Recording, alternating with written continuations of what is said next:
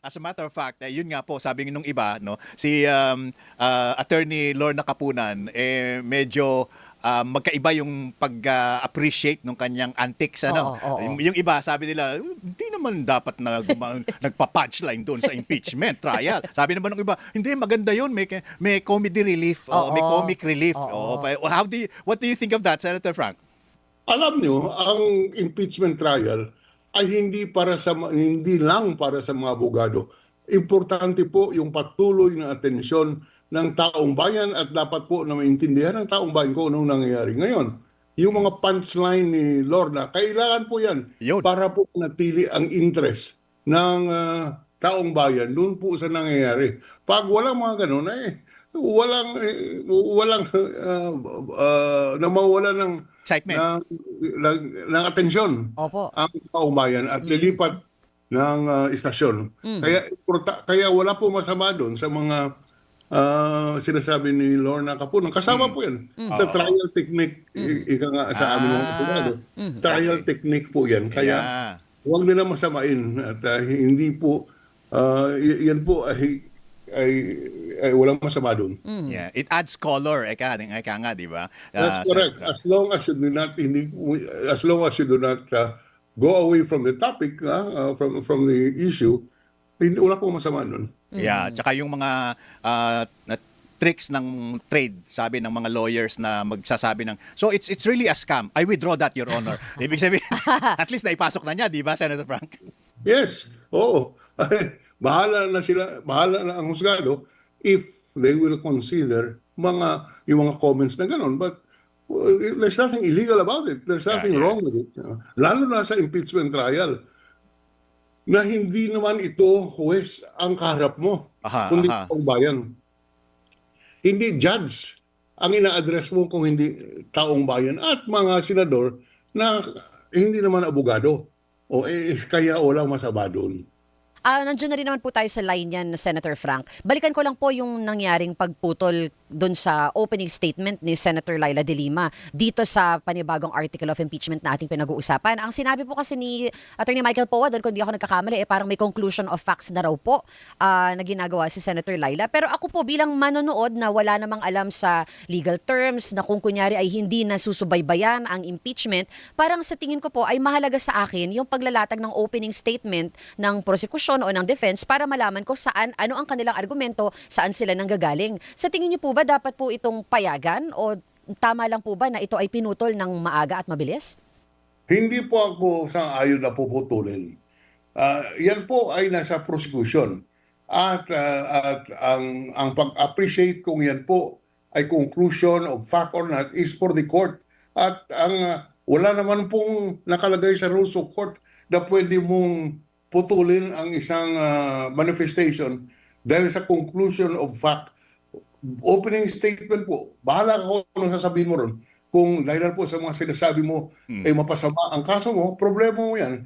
Ngunit hayaan mo ang prosecution kung wala namang nilalabag sa patakaran. If there is nothing illegal or illegal, wala pong batas na nagsasabi na bawal ang conclusion of fact doon sa opening statement.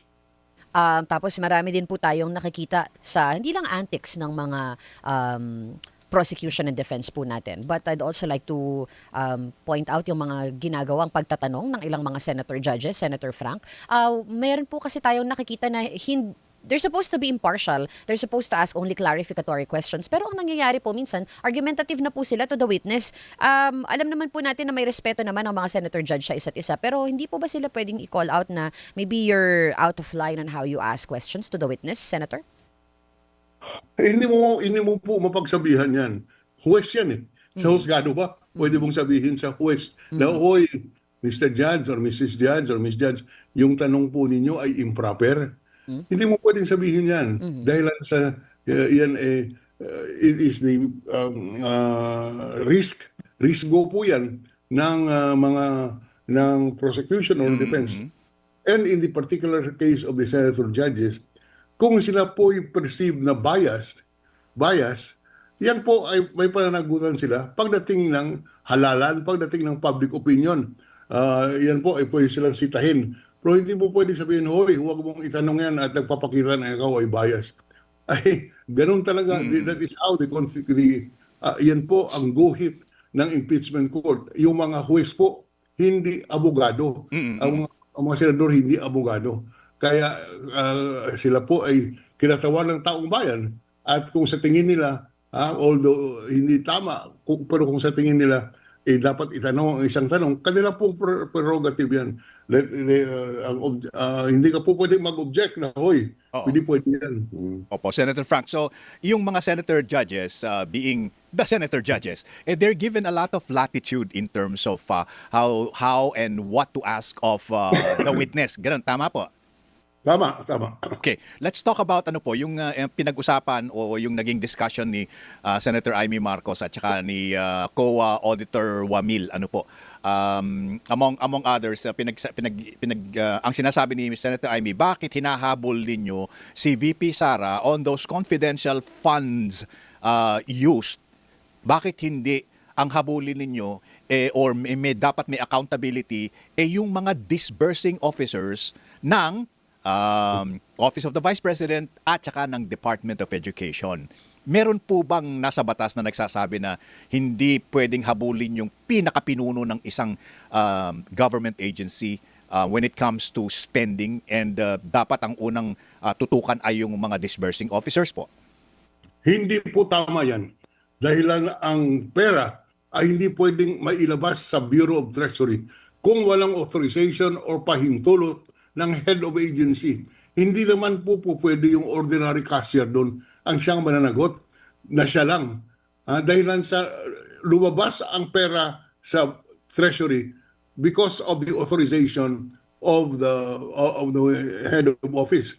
Ibig sabihin, hindi po pwedeng ilabas ang pera doon sa bangko kung walang authorization ang Vice President in this particular case. Sa batas po, may sinasabi kaming principal by direct participation. And principal by indispensable cooperation. Ang ibig sabihin, hindi po pwede mangyari ang kaso, hindi mangyari ang krimen kung wala pong participation ang isang tao. Dito po, that is the principle in law. You can be a principal, a principal by direct participation or indispensable cooperation. Dito sa kasong ito, hindi po mailabas ang pera sa bangko kung walang authorization ng head office. Walang authorization ng Vice President. Kaya hindi po tama yung sinasabi ni Senator Amy. With all due respect, bali po siya doon.